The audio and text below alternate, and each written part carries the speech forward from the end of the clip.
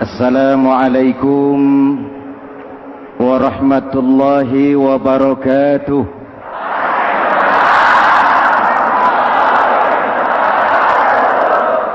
Alhamdulillah wassalatu wassalamu ala Rasulillah Sayyidina Muhammad ibn Abdullah wa ala alihi wa sahbihi wa mawala, amma ba'du. Hadirin hadirat ma'asyiral muslimin yang saya cintai, Ramadan adalah madrasah, sekolah, tempat di mana kita banyak sekali belajar tentang hidup dan kehidupan,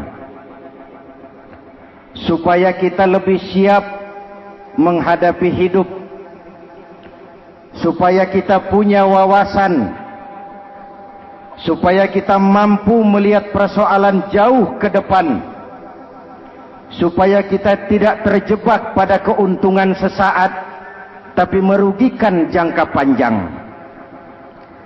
Malam ini saya ingin mengajak kita semua melihat kurikulum Ramadan. Pelajaran apa yang diberikannya kepada kita? Pertama, Ramadan mengajarkan kita menjadi orang-orang yang sabar, ulet, dan tahan uji.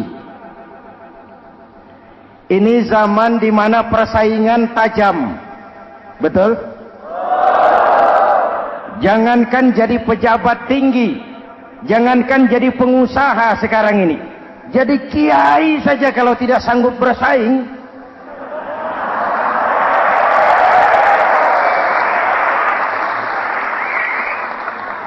ini bahasa kasar tapi jujur.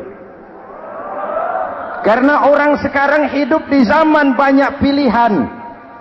Akibat persaingan yang semakin tajam, orang sering kehilangan kesabaran. Kepengen cepat kaya, lalu tidak sabar. Makan renten, nipu orang, buka peternakan tuyul,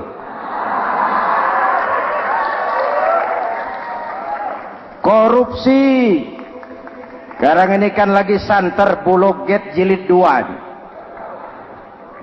Rupanya memang tajam uang Bulog itu. Bulog sudah memakan salah seorang mantan ketuanya, berdua amang. Bulog sudah memakan seorang presiden. Sekarang Bulog sedang mengarah kepada ketua DPR. Kita lihat hasilnya.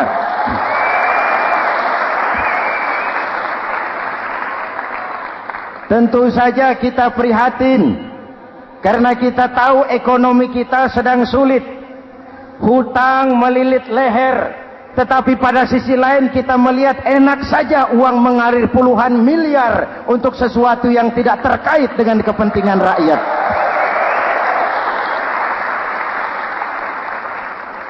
Karena itu puasa mendidik kita sabar, biar lapar melilit perut, biar haus mencekik tenggorokan. Kalau maghrib belum datang, jangan sentuh makanan, jangan ambil minuman. Sabar. Betul? Ada waktunya. Lalu lintas itu macet karena kendaraan besar tidak mau ngalah, kendaraan kecil tidak tahu diri. Betul? Antrian di pasar kacau karena yang sudah dapat nggak mau minggir, yang di belakang dorong-dorong. Betul? Dimanapun antrian kacau, Bung. Kalau yang sudah dapat mau dapat lagi, yang nunggu kelamaan, akhirnya dorong-dorongan, kacaulah kehidupan sosial. Puasa melatih kita sabar. Karena sebagai bangsa kita punya latar belakang sejarah. Kita ini bangsa yang ditempa oleh segala macam kesulitan. Kita 350 tahun dijajah Belanda, sulit. Setelah merdeka, kita dirongrong oleh berbagai macam pemberontakan, susah. Lalu PKI berontak, susah lagi. Lalu berdiri Orde Baru, lama-lama susah lagi. Orde Baru selesai, muncul reformasi, masih susah juga. Kita bangsa yang ditempa oleh kesulitan, bangsa yang tahan bantingan, bukan bangsa yang cengeng. Karena itu mari kita menjadi diri kita. Kita akan gagal kalau kita mau jadi orang lain. Kita akan gagal kalau kita hidup di bawah bayang-bayang orang lain. Jadilah kita diri kita sendiri. Sabar, ulet, dan tahan uji. Inilah kurikulum pertama dari pelaksanaan ibadah puasa. Sehingga dengan dibekali sifat sabar, kita bisa mengendalikan diri. Manusia hebatnya ya. Ayo kita banding-bandingkan. Malaikat, binatang, manusia. Malaikat tidak diberi nafsu, hanya diberi akal. Kalau malaikat tidak pernah salah, wajar. Jibril nggak pernah korupsi ayat. Ini ada ayat bagus, saya pakai sendiri saja ini. Tidak. Malaikat maut tidak pernah salah adres mencabut nyawa orang yang belum waktunya mati. Tidak pernah. Dan itu wajar. Malaikat makhluk tanpa alternatif. Secara instinktif dia diciptakan untuk taat. Sebaliknya binatang diberi otak tapi tidak diberi akal. Binatang hanya diberi nafsu. Kalau binatang tiap hari salah, wajar. Ayam, kalau sudah datang syahwatnya, tidak usah menoleh, ini banyak orang apa tidak? Betul. Kuda keliling kota tidak pakai celana, tenang saja. Betul. Dan wajar, namanya juga binatang. Sedangkan manusia diberikan akal dan diberikan nafsu. Tiap hari terjadi perjuangan. Kadang akal menang, kadang nafsu yang menang. Ketika akal menang, kita lebih tinggi dari malaikat. Ketika nafsu yang menang, kita lebih rendah daripada binatang. Hadirin yang saya cintai, itu pelajaran pertama, sabar, ulet, tahan uji. Lalu pelajaran yang kedua, melahirkan sikap istiqamah, punya stabilitas temperatur batin, istilah sekarang. Soal istiqomah ini saya tidak akan menjelaskan pengertiannya, saya mau cerita saja. Mau dengar nggak? Ini tentang istiqomah. Dalam satu pertempuran, Jenderal Salahuddin Al-Ayyubi bersama tentaranya, tentara Islam, pernah mengalami kekalahan. Karena kalah, banyak yang ditahan jadi tawanan orang-orang kafir, beberapa perwira dan banyak opsir. Tercatatlah ada 3 orang opsir jadi tawanan raja kafir ini. Satu hari raja kafir musyawarah dengan perdana menterinya. Perdana menteri, saya tuan raja, ini tawanan Islam ini enaknya diapain? Kalau enaknya sih dibunuh saja tuan raja, selesai urusan. Soal bunuh sih gampang, perdana menteri. Maksud tuan raja, bujuk saja agar dia meninggalkan Islamnya, ikut ke agama kita. Nanti kita kasih hadiah. Begitu. Iya, baiklah. Besok saya sidang 3-3-nya. Besoknya ini 3 opsir disidang di tempat terbuka langsung oleh perdana menteri. Mula-mula dipanggil opsir pertama. Opsir pertama, ya perdana menteri, sini. Baik. Kamu tahu kamu siapa? Tahu. Siapa kamu? Tawanan. Iya, kalau tawanan bisa diatur kan? Diatur bagaimana? Kamu mau nggak ikut saya bersama tuan raja meninggalkan Islam agamamu, mengkhianati saudara-saudaramu sebangsa, setanah air, sekeyakinan? Ikut dengan saya, tinggalkan Islam.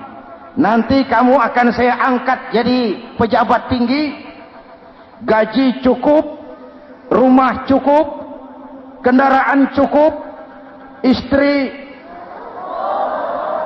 cukup. Tapi kalau kamu menolak, kamu akan saya bunuh. Tuan Perdana Menteri, ya.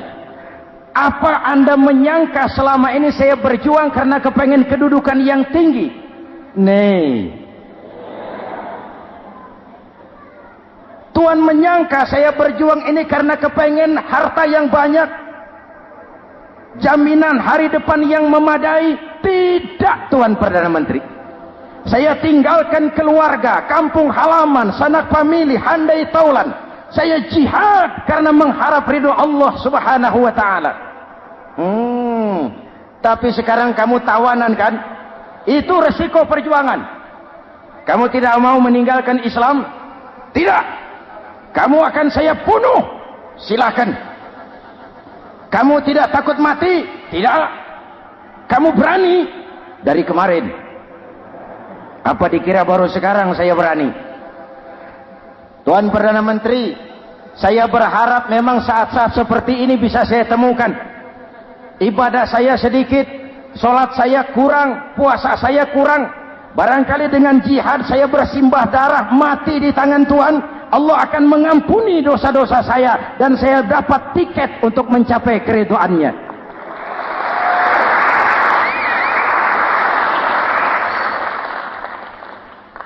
Gila kamu. Biarin. Kalau ini Tuan anggap gila, saya bisa berbuat lebih gila dari ini. Saya bunuh kamu. Bunuh. Algojo. Dipancung. Dio. Ini terlepas kepalanya dari badannya, menggeluntung kepalanya ke bawah, jatuh bergelindingan. Itu kepala lepas dari badan, ngaji, baca ayat Quran, sampai Perdana Menteri bingung. Minggir, ini ada kepala ngaji. Ayatnya yang dibaca, ya ayyatuhan nafsul mutmainnah irji'i ila rabbiki radiyatan mardiyah. Wahai jiwa yang tenang, kembalilah kepada Allah dengan diridhoi, masuklah ke dalam golongan hamba-hambaku dan masuklah ke dalam surgaku. Matanya terpejam rapat, bibirnya tersenyum, dia gugur sebagai syahid karena membela keyakinan. Dia istiqamah, tidak goyah oleh tawaran jabatan dan kedudukan yang tinggi.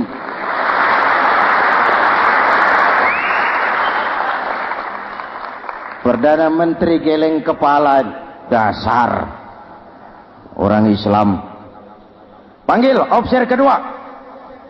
Officer kedua, ya Perdana Menteri. Kamu sudah lihat temanmu yang barusan? Sudah. Mati kan? Mati. Kamu bagaimana? Mau tetap berjuang untuk Islam atau ikut kami? Jabatan tinggi, kedudukan tinggi, rumah tinggi. Bagaimana? Atau mau mati seperti teman kamu barusan? Sudah kamu pikir? Sudah, Perdana Menteri. Sudah apa? Sudah, jangan banyak omong.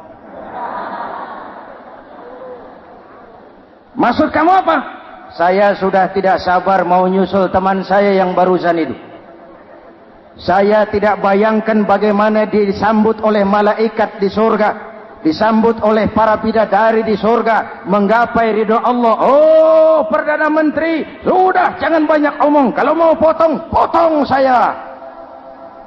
Perdana Menteri bilang ini lebih gila dari yang pertama itu.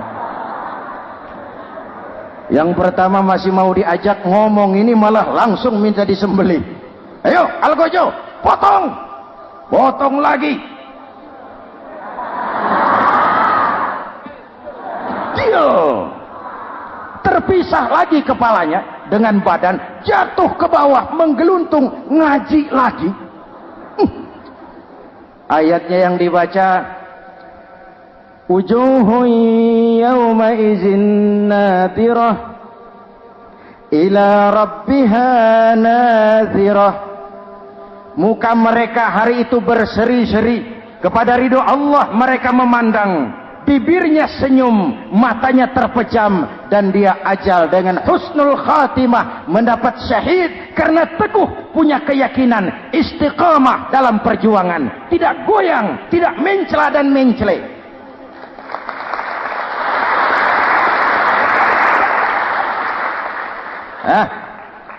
Opsi ketiga, sini. Yap, siap Perdana Menteri. Kamu sudah lihat nasib dua orang teman kamu? Sudah. Mati kan? Mati. Kamu mau seperti dia? Oh, tidak Perdana Menteri. Saya tidak mau mati. Daripada matikan lebih baik hidup. Kamu mau ikut saya? Mau Perdana Menteri? Mau. Gaji besar, rumah besar, kendaraan besar, istri.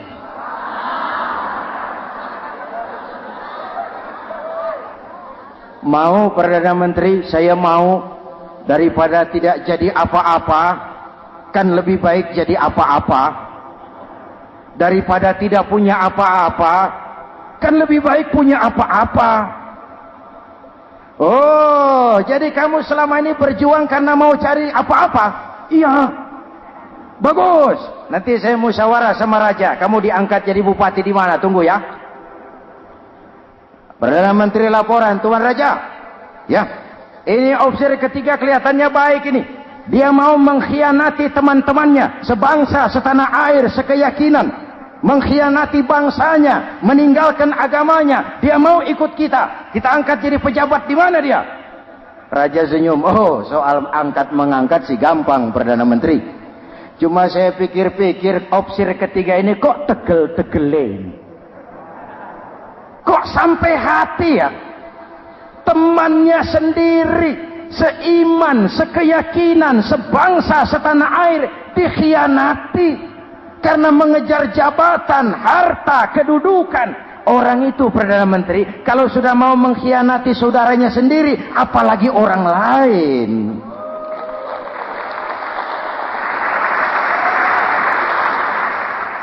Ini opsi ketiga, ini opsi bejat. Anda bayangkan temannya sendiri dikhianati. Nanti kalau ada kesempatan kita ditikam dari belakang. Jadi bagaimana Tuan Raja? Malah kalau saya lihat yang dua yang sudah mati itu orang hebat Perdana Menteri. Punya pendirian, istiqamah. Malah kalau bisa yang dua itu dihidupin lagi. Loh, dihidupin bagaimana Tuan Raja sudah kadang mati. Jadi bagaimana ya opsi ketiga ini? Bunuh. Bunuh, bunuh. Buat apa piara benalu jadi duri di kaki nanti? Bunuh. Baik, Perdana Menteri kembali. Opsi ketiga, siap Perdana Menteri. Saya jadi bupati di mana? Bupati, modar sampean. Loh, saya mau dibunuh. Bunuh. Katanya kalau ikut agama Tuhan, meninggalkan agama kami, saya akan jadi pejabat tinggi. Kamu opsi bejat, kamu tidak punya pendirian, saudaramu sendiri seagama kamu khianati, apalagi orang lain, potongan kayak kamu jadi pejabat, rusak negara ini.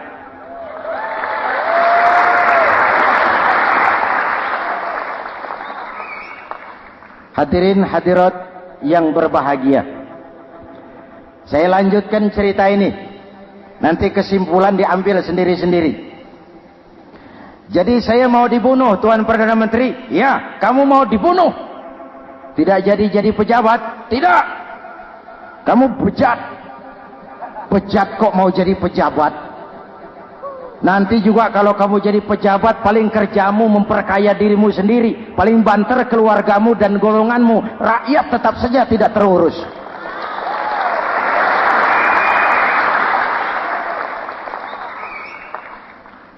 Paling-paling kamu kalau sudah jadi pejabat tinggi, kerjamu cuma membuka, meresmikan, berkunjung.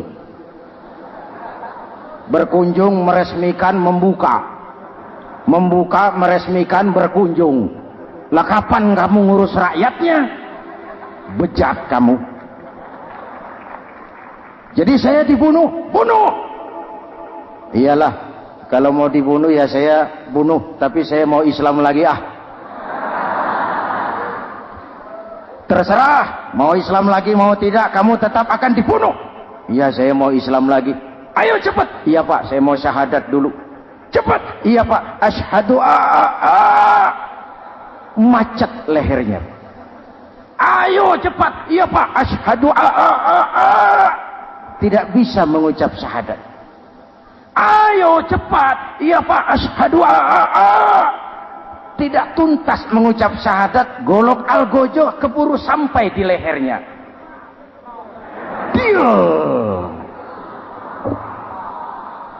Darah mancur, pisah kepala dengan badan, menggeluntung ke bawah. Ngaji lagi. Dia bekas santri, masih bisa ngaji. Cuma ayat yang dibaca lain sama dua temannya tadi. Ayat yang dibaca, afaman haqqa alaihi kalimatul azab, afaman haqqa alaihi kalimatul azab, afa anta tunkizu man finnar. Ini ayat yang dibaca. Orang yang memang sudah dapat vonis akan mendapat azab, bisakah kamu menyelamatkan dia dari neraka? Bertahun-tahun berjuang di bawah bendera Islam untuk kejayaan Islam. Di akhir hayatnya dia tergoda oleh kedudukan dan harta, oleh jabatan dan pangkat. Ia bergeser, imannya rapuh, hilang istiqomahnya, ditinggalkan agamanya, dan dalam keadaan begitu dia mati, dia su'ul khatimah. Na'udzu. Hadirin, apa guna saya ungkapkan ini? Mari kita belajar, perlu stabilitas temperatur batin. Saya sering katakan, berapa banyak orang waktu di bawah teriak-teriak berantas korupsi, ganyang korupsi, sikat korupsi, cuma karena belum dapat kesempatan. Begitu dapat kesempatan, korupsinya lebih gila dari yang dia teriaki. Betul? Waktu di bawah rajin baca ayat kursi, dapat kursi, lupa sama ayat. Betul? Betul? Ini yang memerlukan sikap istiqamah, konsisten. Hanya dengan semangat seperti ini, maka kita tidak akan goyah oleh tantangan yang bagaimanapun beratnya. Hadirin yang saya muliakan, Allah berjanji, orang-orang yang beriman, kemudian beristiqamah, tatanazzalu alaihimul malaikatu alla takhafu wa la tahzanu. Akan turun kepada mereka malaikat, seraya berkata, kamu tidak usah takut, kamu tidak usah sedih. Allah akan memberikan pertolongan kepada orang-orang yang istiqamah. Ayo kita tetap istiqamah melaksanakan ibadah hanya kepada Allah Subhanahu wa ta'ala. Nah, yang ketiga, ikhlas. Allahumma lakasumtu, untuk engkau saya berpuasa. Orang mau puji atau tidak bukan soal, orang mau lihat atau tidak bukan soal. Kalau sudah berbuat, yang penting karena Allah saja. Keikhlasan itu, kalau amal kita adalah jasad, ikhlas adalah roh. Saudara, hari Jumat jam 9 pagi sudah berangkat ke masjid. Apa tidak bagus? Bagus. Sarungnya baru. Samarinda kelas BHS. Sajadah tebal, tasbih panjang. Jam 9 sudah berangkat. Iya, padahal sholat jam 12. Betul. Apa pahalanya besar? Nanti dulu. Itu berangkat jam 9 itu maunya apa? Pameran sarung? Atau di dekat masjid ada janda? Atau apa? Disinilah peran keikhlasan. Keikhlasan itu bukan kata. Malah kalau kita, oh saya ikhlas loh, biasanya tidak ikhlas kalau sudah ngomong begitu. Ikhlas itu amalan batin. Puasa ini menyelamatkan kita dari penyakit riya. Saya ingatkan Al-Ghazali bilang penyakit dua macam, penyakit zahir dan batin. Bedanya apa? Pertama, penyakit zahir yang punya lebih tahu dari orang lain. Tapi penyakit batin orang lain lebih tahu dari yang punya. Kalau kita punya kanker darah tinggi, kita tahu, orang lain tidak. Tapi kalau kita sombong, hasut, dengki, orang lain kadang-kadang lebih tahu dari kita yang punya. Betul? Yang kedua yang dahsyat, sehebat-hebatnya penyakit zahir cuma merusak dunia. Penyakit batin merusak dunia, menghancurkan akhirat. Ginjal mati, darah tinggi mati, tumor mati, kanker mati, leukemia mati, tapi tidak berakibat akhirat. Tidak ada penduduk neraka ditanya, kenapa kamu masuk neraka? Tumor, Pak. Tidak ada. Tidak ada. Sehebat-hebatnya penyakit zahir cuma merusak dunia, tapi penyakit batin merusak dunia, menghancurkan akhirat. Sombong, penyakit batin, di dunia dijauhi orang, di akhirat neraka tempatnya.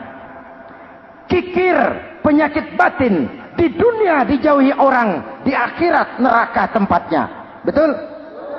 Maka Al-Ghazali heran, kalau diserang penyakit zahir kita panik, cepat-cepat cari dokter. Tapi kalau diserang penyakit batin kita tenang-tenang saja. Padahal penyakit batin merusak dunia dan lebih hebat lagi menghancurkan akhirat. Maka puasa melahirkan keikhlasan, agar di dalam melaksanakan ibadah cuma kita dan Allah saja. Inilah jiwa dan semangat yang sekarang ini pun sudah mulai menjadi langka. Semuanya karena akhirnya yang subur mental penjilat. Sumuhun dawuh, pasukan kulonuun, barisan asal bapak seneng, pasukan kumaha juragan wae, organisasi oke bos. Kita miskin dengan orang-orang yang punya prinsip, yang berani berkata ya terhadap yang benar, sanggup berkata tidak terhadap yang tidak benar, apa dan bagaimanapun resikonya. Kita terlalu kaya dengan barisan asal bapak seneng, pasukan oke bos, organisasi kumaha juragan wae, dan kita miskin dengan orang-orang yang punya kepribadian, yang tegar dan istiqomah apapun resiko yang dihadapinya. Jadi dengan keluar dari sekolah Ramadan, semangat keikhlasan makin tumbuh dalam hidup dan kehidupan kita.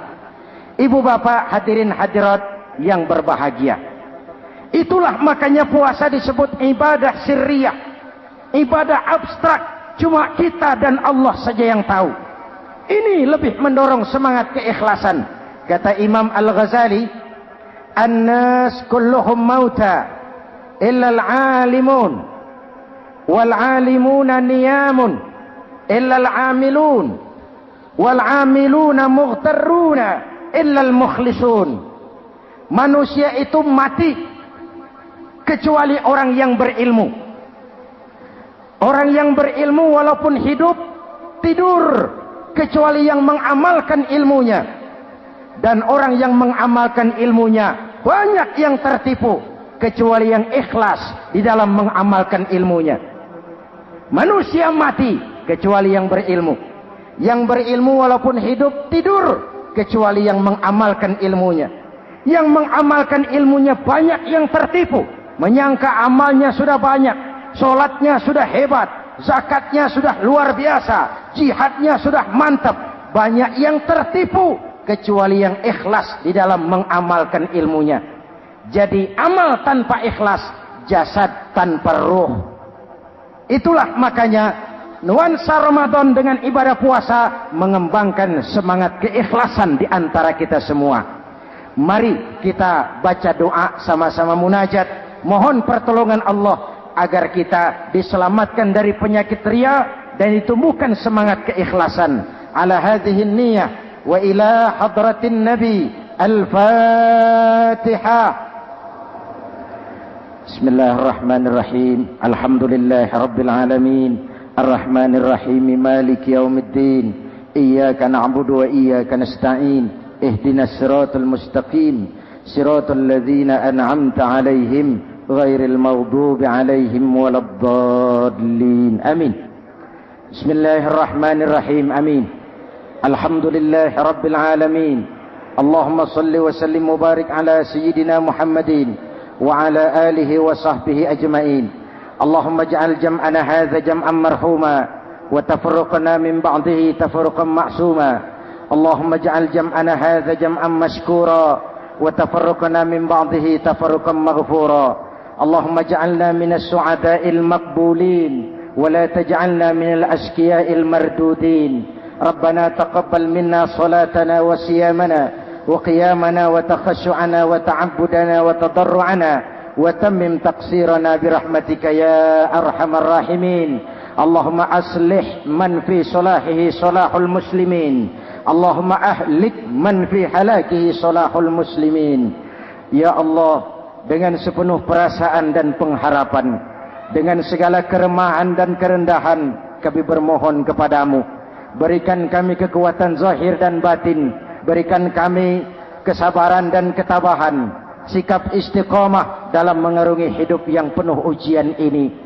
Karuniakan kepada kami pemimpin-pemimpin yang takut kepadamu dan sayang kepada kami. Rabbana hab lana min azwajina dzurriyyatina qurrata a'yun waj'alna lil muttaqina imama. Afdalu ma qultuhu ana wan nabiyyuna min qabli. La ilaha illallah.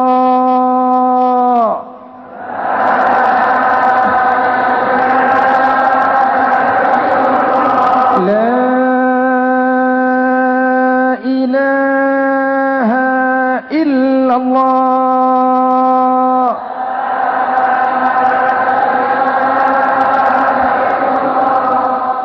Muhammadur Rasulullah.